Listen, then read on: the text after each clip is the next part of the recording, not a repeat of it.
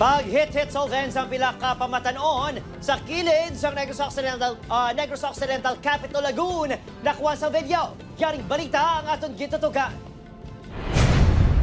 Sa sining nga video nga kuha sang balot vendor nga si Jane sa pwesto sa kilid sa Negros Occidental Capital Lagoon. Makita ang grupo sang kabataan. Pila sa ila may bit-bit nga plastic bottle nga may unod nga ginapahayag solvent. Mabatian pa ang pagsaway ni Jane sa ila apang sa baylo magpamati, nagpadayon sila sa paghaklo sa solvent. Baka mo sinuyop ha.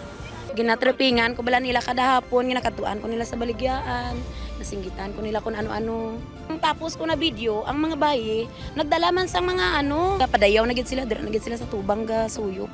Sa pagpangusisa sa news team, pila na ka mga maribligya ang nakawatan. Kag masamiman, ginatunaan sang ginamo sa lugar. Iway man na di pakialam ang gwardiya sang Laguna kay ginasunog pa ganin nilang gwardiya. Pertiya ka mga dungol iti siyempre ginasaway ko ginasautan mo ko nila. O pa nakit sila. Natumod sa Bacolod City Department of Social Services and Development ang pila ka pamatanon sa video.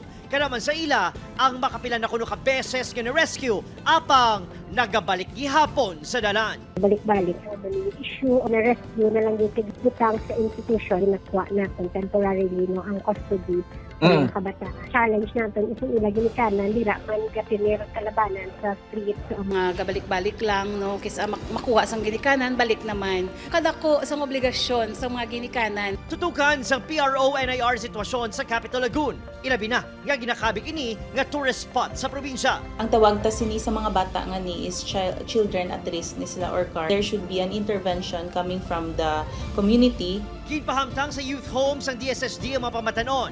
Ipatawag man ang ilang mga ginikanan. Upod kay Herald Eka, Adrian Pretos, 1 Western Visayas.